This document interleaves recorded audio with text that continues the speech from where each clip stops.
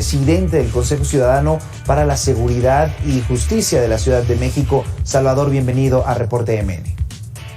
Muchas gracias, Abel. Saludo con mucho gusto a tu audiencia. Y decíamos que hay que poner atención a los siguientes minutos. ¿Por qué? Porque diciembre ha sido considerado como uno de los meses más conflictivos en materia de delitos. ¿Qué nos puedes compartir sobre ello? ¿Es cierto que incrementan los delitos, las extorsiones o sobre todo el tema de que viene un familiar, ya sea de Estados Unidos o de algún otro punto de la República, para generar un fraude?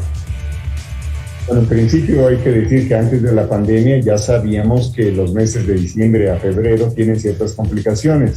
Concretamente cuando hay vacaciones, cuando hay un alejamiento de la casa y no hay una red de confianza que uno tenga para apoyarse y tenga vigilado su casa, pues sí tenemos una incidencia delictiva antes de la pandemia que incluía un cierto aumento en robo a casa de habitación sin violencia, por ejemplo. Pero otros delitos con la pandemia implican que se aceleró esa posibilidad de los organismos delictivos de toda peligrosidad de utilizar Internet o las redes sociales para depredar mediante el fraude.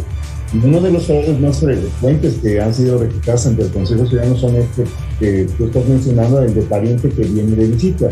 Los mexicanos somos personas solidarias, abiertas, tenemos familias extendidas en México y en Estados Unidos sobre todo, también en Canadá y eventualmente en otras naciones de América Latina, y sí hay esta posibilidad de que el fraude de un falso pariente que viene de visita nos diga, bueno, necesito dinero para el viaje, tuve un accidente, cualquier cosa, cualquier historia. Eso lo hemos recibido en el Consejo de todo el país y existe ese tipo de fraude, pero existen otros. Destaco en particular las sucursales financieras que ofrecen completar la liquidez que ya existe por este espacio, por el aguinaldo, por algunas compensaciones que a veces existen aún en esta condición de salir de la pandemia y de este inicio de la reactivación económica. Así que recomendamos primero pues aprovechar la celebración, no perder la confianza, pero tener mucha cautela. Claro, y precisamente ahora que hablas de esto, es importante estar alerta en cualquier momento, pero justo en estos meses que se han identificado como de mayor riesgo, hay que estar alerta. ¿Qué se puede hacer en el momento de que se recibe una llamada aparentemente de un familiar que va a viajar? Porque no solamente es el anuncio del viaje, sino prácticamente una situación en la cual someten a cierto estrés a la persona para que ella prácticamente acceda a cualquier petición. ¿Y qué otras recomendaciones nos das para este fin de año? Bueno, en principio recordemos que aún en tiempos no decembrinos, la clave de la mentalidad delincuencial se fundamenta en la idea de que hay que introducir una noción en la víctima de que tiene que aprovechar una oportunidad o que tiene que defenderse de una amenaza. En el caso de aprovechar una oportunidad, lo que tiene que ver en diciembre es decir, bueno, ¿por qué no voy a aprovechar esta oportunidad que tengo de resarcir todas estas deudas emocionales, sentimentales, inclusive económicas que tengo con los parientes? Muchas veces la víctima ya ha sido investigado, ya se ha averiguado el nombre de sus familiares, qué edad tienen, dónde habitan, etcétera, y se puede con cierta facilidad delictiva crear una historia en la cual cae con alguna frecuencia las personas víctimas. Hay que decir que a nivel nacional el 64% de 7.800 reportes que se generaron este año sobre fraude en esta materia han fracasado, pero pues eso quiere decir que el 36% tuvieron éxito.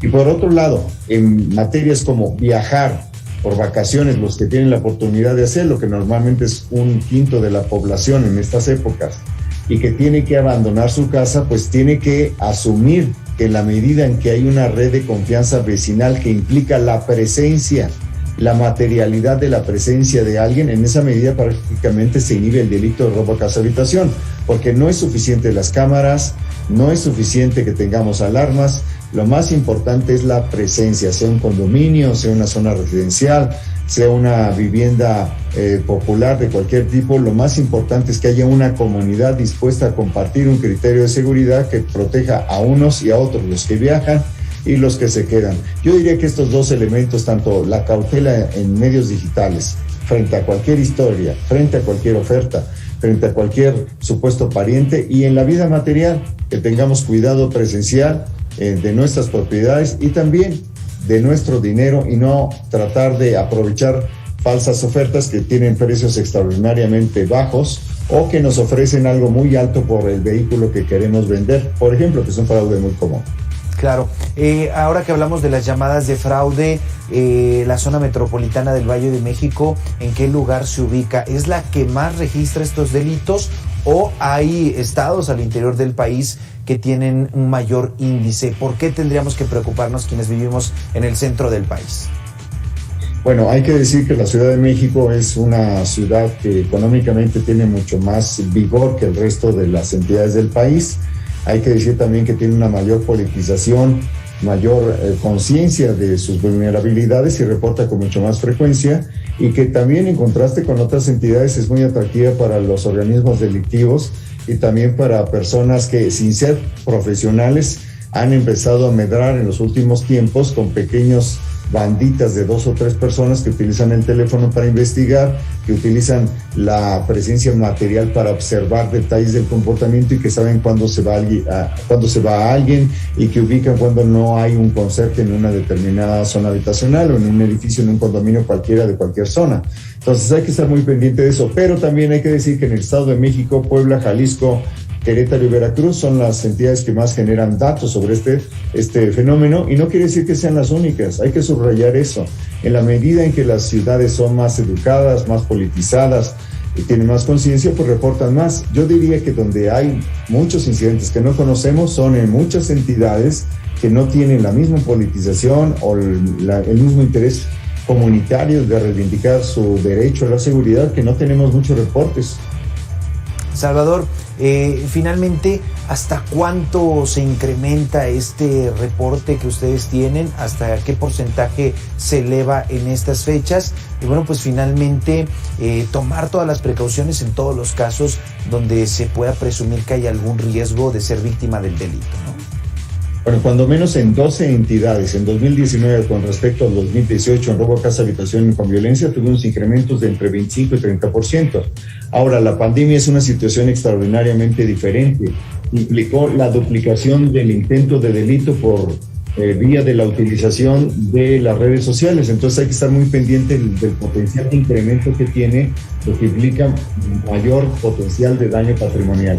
Así que yo diría que ante esta situación específica que obligó a moverse a los delincuentes, hay que estar muy atento, y les ofrecemos rápidamente, te digo, Abel, el 55 33 55 33, es un WhatsApp y también es un teléfono, atiende gratuitamente 24/7 para guiar en esta materia preventiva y también para atender en el caso en que desafortunadamente se hayan registrado víctimas.